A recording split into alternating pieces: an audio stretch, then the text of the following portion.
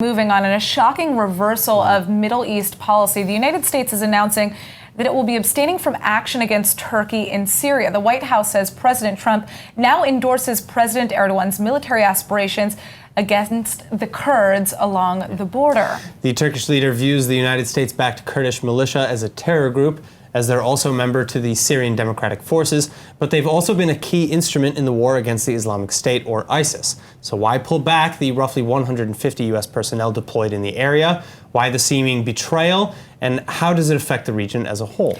Well, first, while the U.S. military wouldn't completely pull out just yet, the removal of these forces falls in line with Trump's announced goals of pulling out of Syria as soon as possible. And on the subject of betrayal, well, the White House statement says that as Turkey will soon be moving forward with its long-planned operation, the U.S. will neither support nor get involved, adding that having defeated the ISIS caliphate, U.S. forces will no longer be in the area. So what happens next? Well, Erdogan reportedly wants to establish a so-called safe zone 20 miles wide and 300 miles long along the border.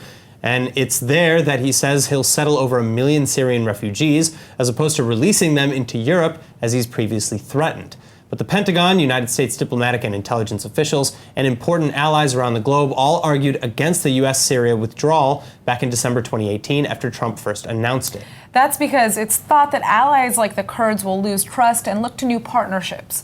Also, it's feared that the vacuum left by the U.S. Army would cause a reversal of the victories that have so far been achieved.